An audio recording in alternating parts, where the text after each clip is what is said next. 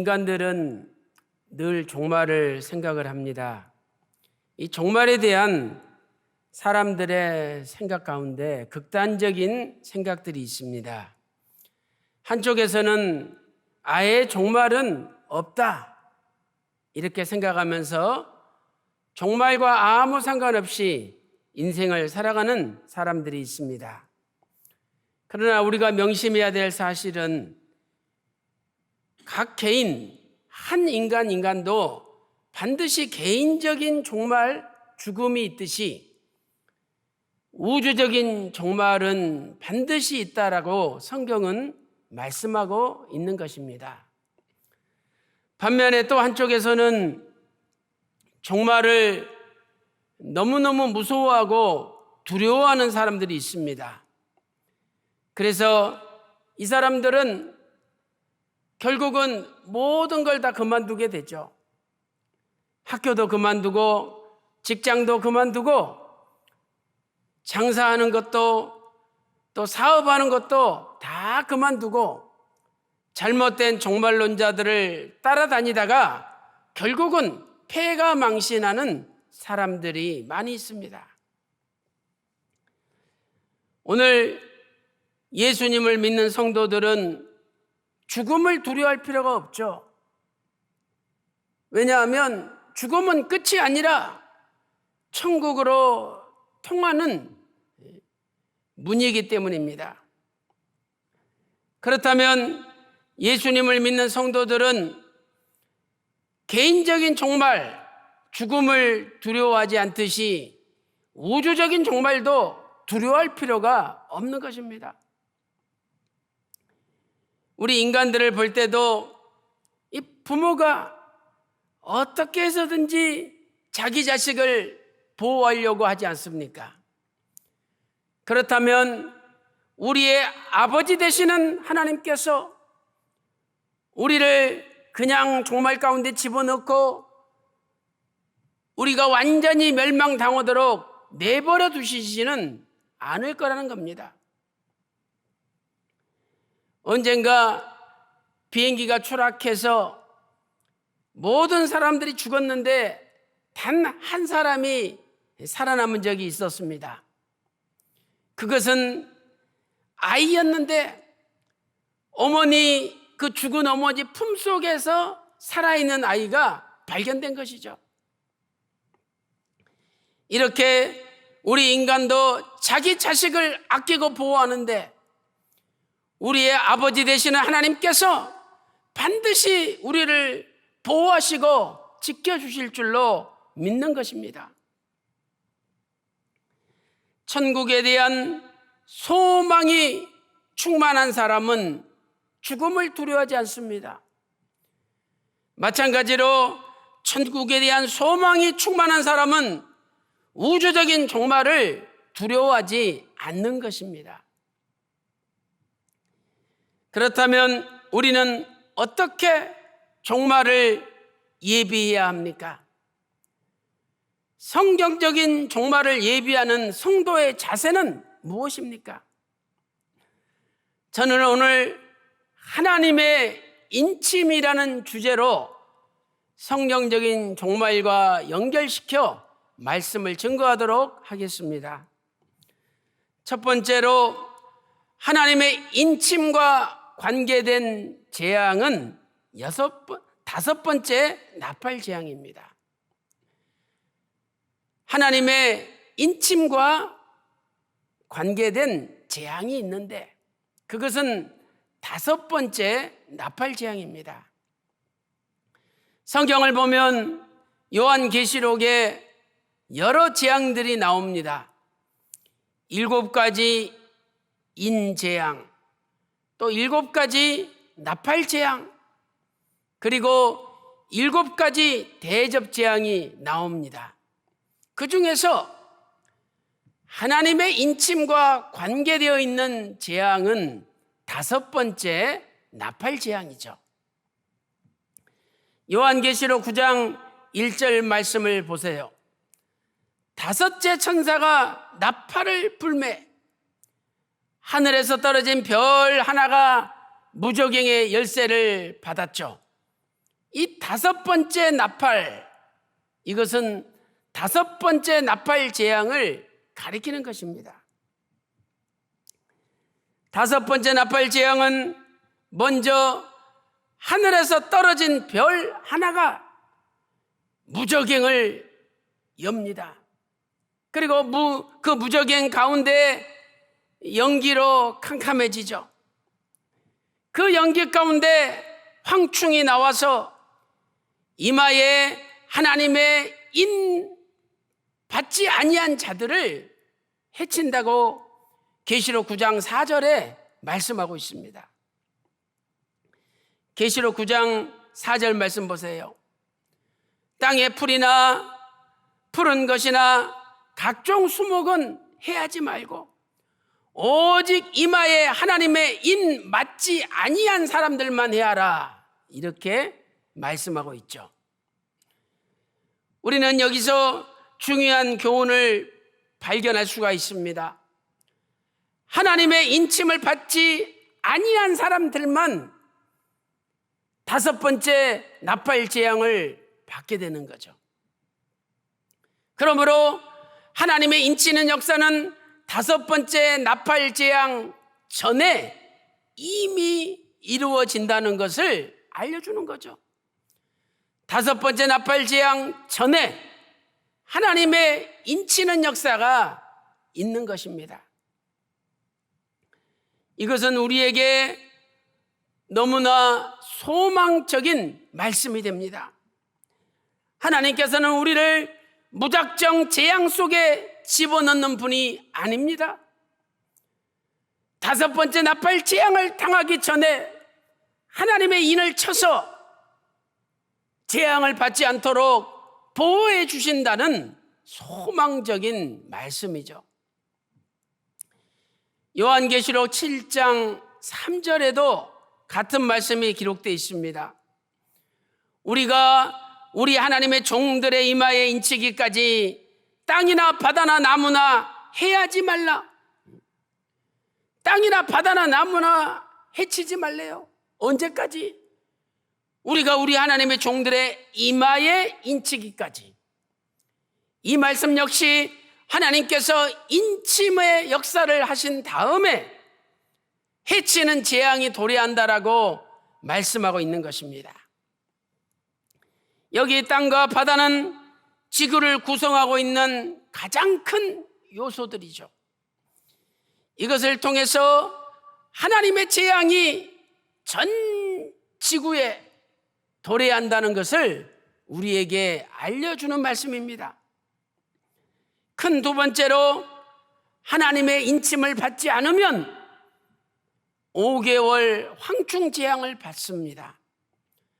우리가 하나님의 인침을 받아야 되는데 하나님의 인침을 받지 않으면 5개월 동안 황충 재앙을 받습니다.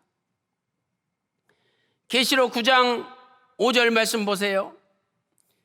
그러나 그들을 죽이지는 못하게 하시고 5달 동안 괴롭게만 하게 하시는데, 여기 보니까 5달 동안만 괴롭게 하신다라고 기록되어 있죠. 똑같은 말씀이 요한계시록 9장 10절에도 5달이라고 기록되어 있습니다.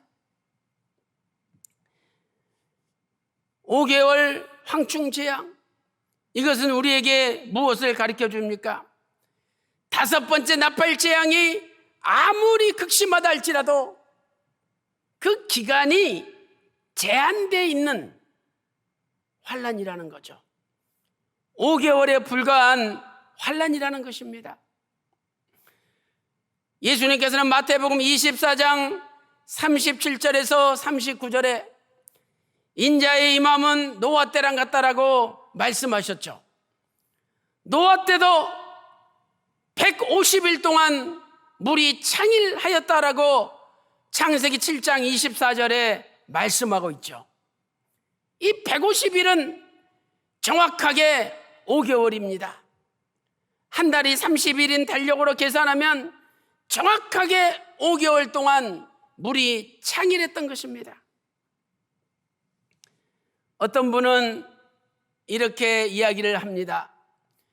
지금 우리가 겪고 있는 코로나19 이 전염병이 바로 5개월 황충재앙이라고 이야기를 합니다. 그러나 우리가 엄밀히 따져보면 코로나19가 지속된 것은 이미 5개월을 지났습니다. 또한 그 강도를 비교해 볼 때 5개월 황충재앙과 코로나19는 비교할 수가 없습니다.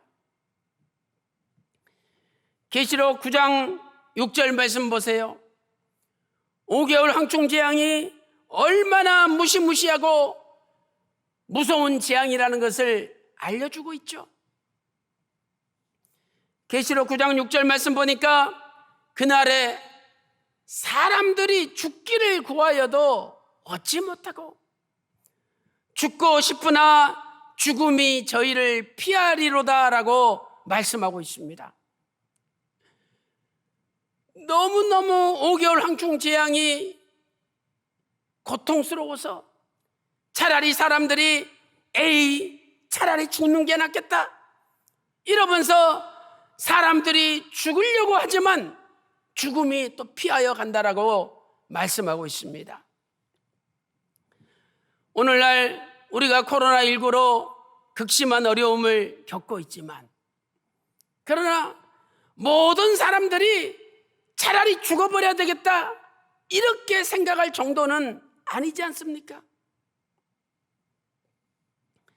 우리는 코로나19가 아무리 강력하다 할지라도 5개월 황충재앙과는 비교되지 않다는 것을 알아야 되는 것이죠.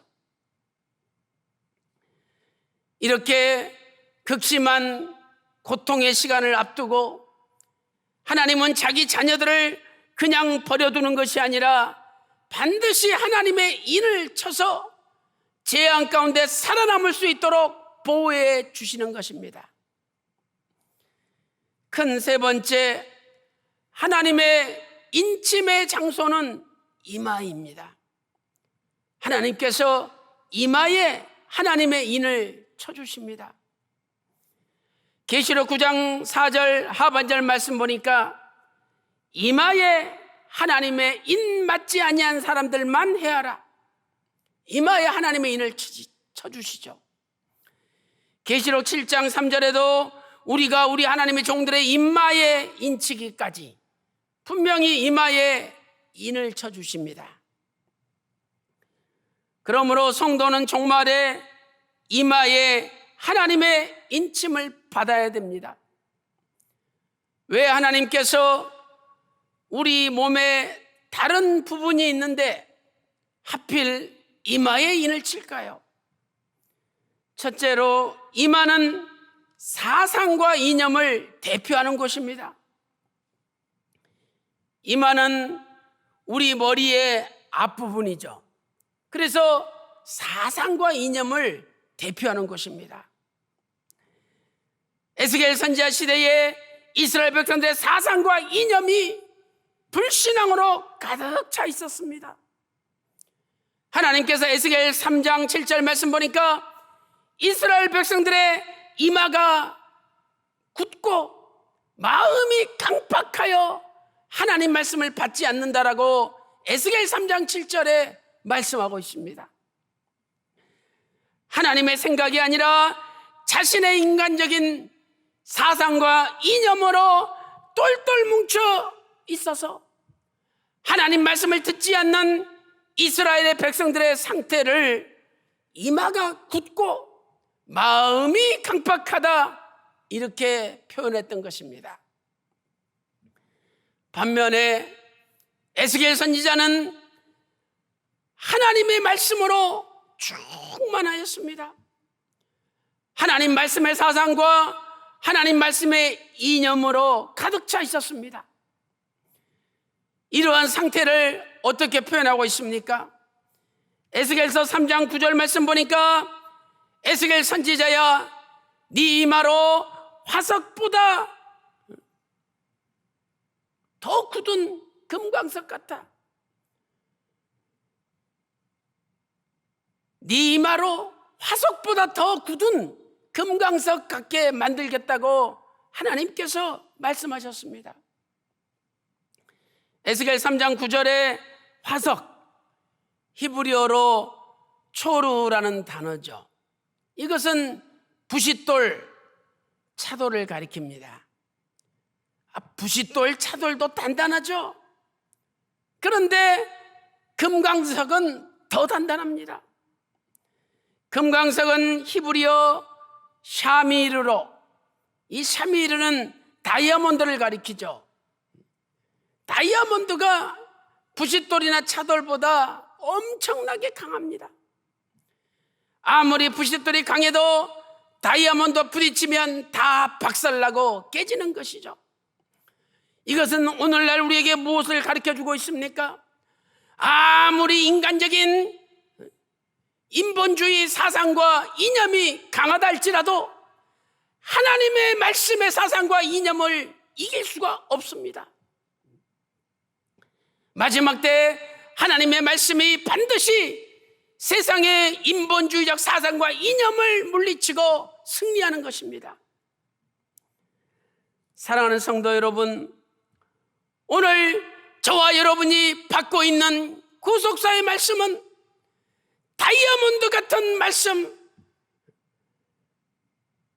금강석 같은 말씀이 아니겠습니까?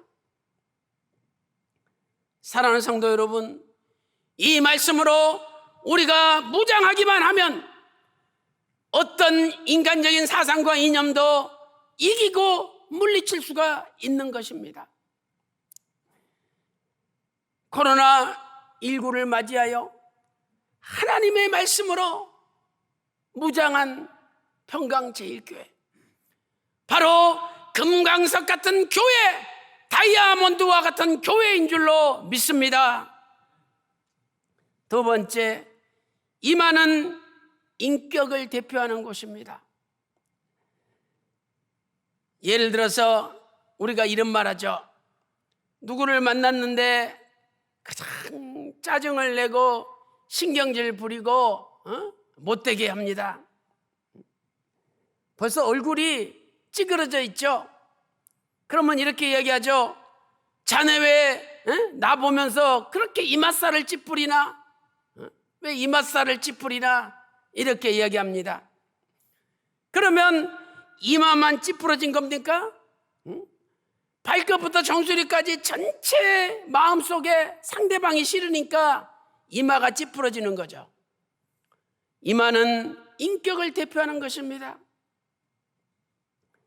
성경을 볼 때 인격 전체가 완전히 고집이 세고, 그리고 강팍하여서 하나님 말씀을 듣지 않을 때 그 사람의 그 전 이마가 돌같이 굳어 있는 거죠.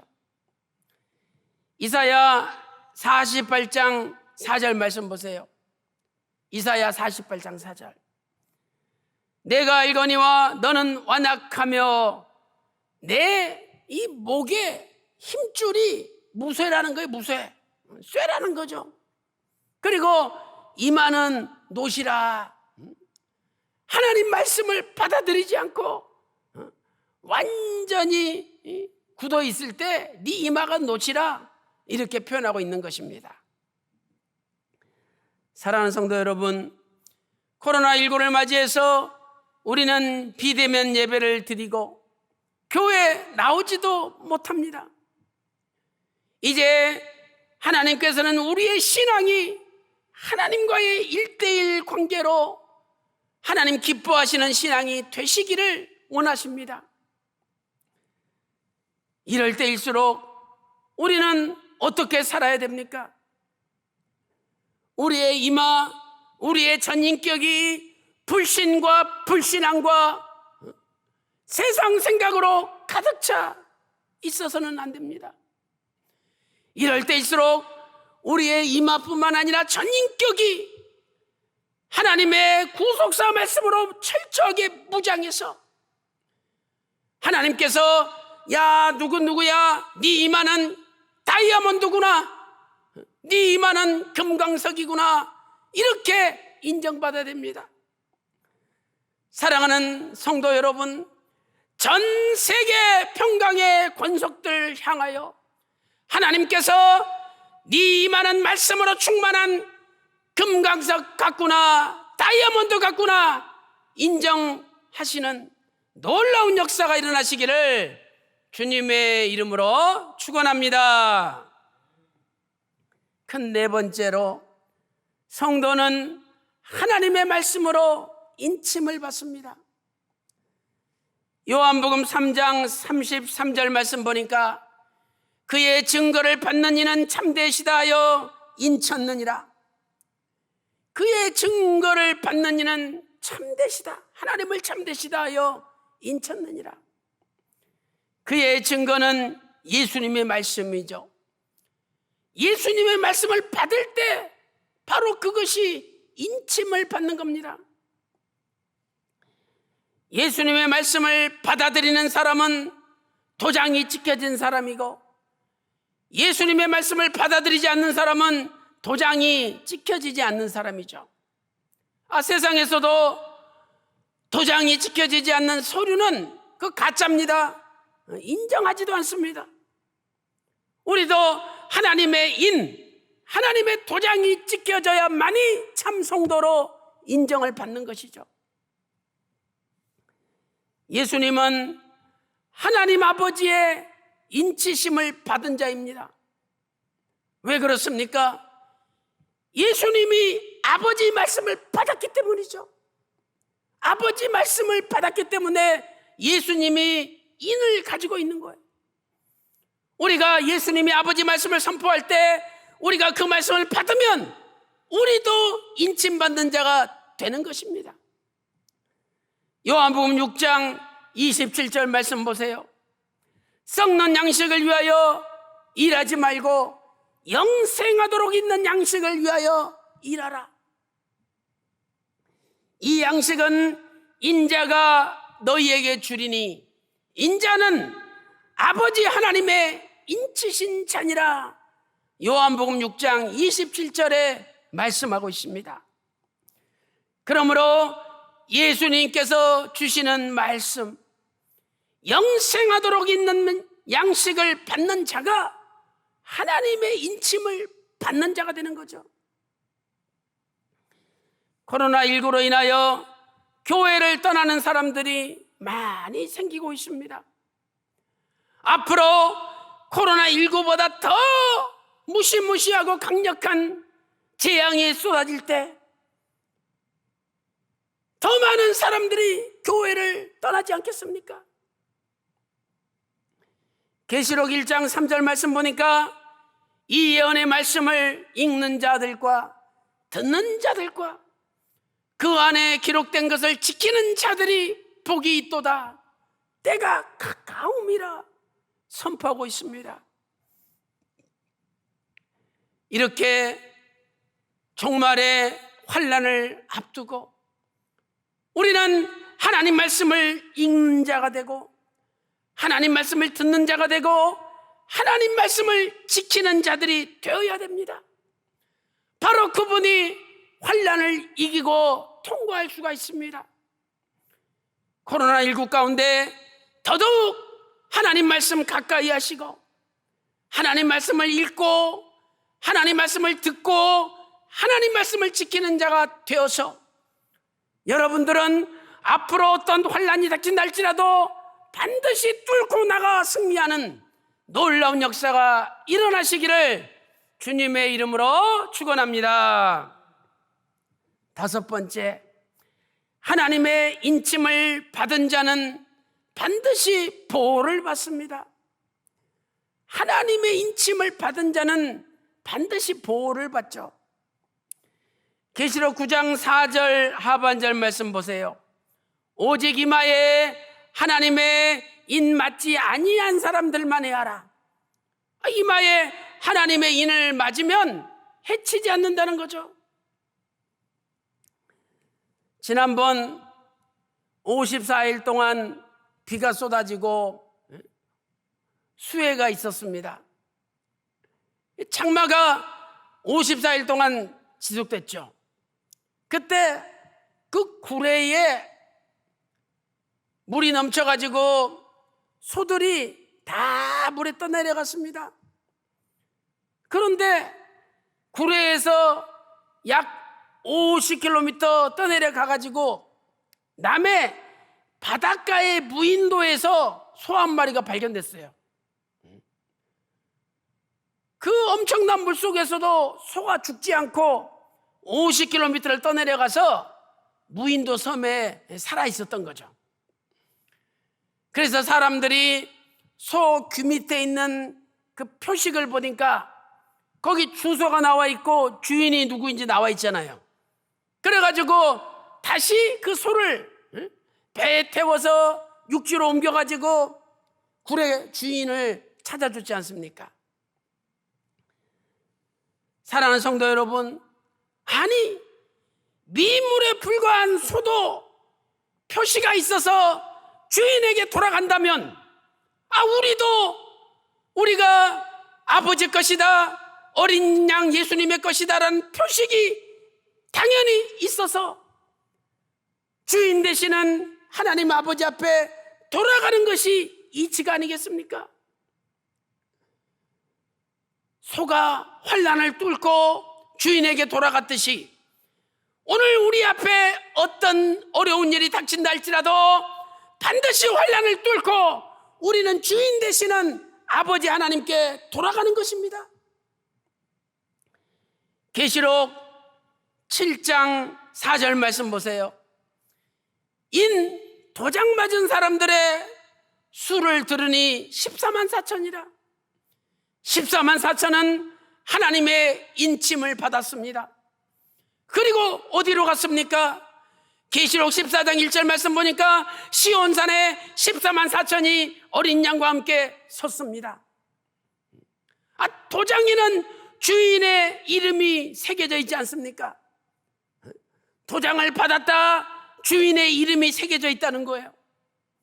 마찬가지로 14만 4천 그 이마에 어린 양의 이름과 아버지의 이름을 쓴 것이 있도다.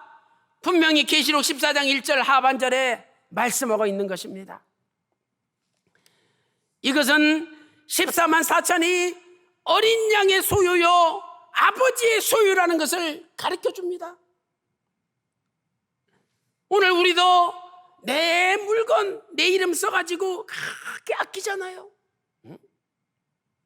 그 어떤 사람이 자기 이름 써놨는데 딱 휘발유로 지워버리고 자기 이름을 써놓은 거예요. 근데 결국 감식을 해보니까 옛날 사람 이름 나타나가지고 결국은 뺏겼잖아요. 못 속이는 겁니다. 이렇게 인간도 내 물건을 아끼는데 살아계신 하나님 아버지께서 하나님의 소유인 우리를 버려두겠습니까? 버려두지 않습니다. 사랑하는 성도 여러분, 코로나19 두려워하지 마시고 앞으로 닥칠 어떤 종말적 재앙이 닥친다 할지라도 두려워하지 마시고 하나님의 인침을 받아 모든 재앙 가운데 승리하는 여러분 다 되시기를 주님의 이름으로 축원합니다.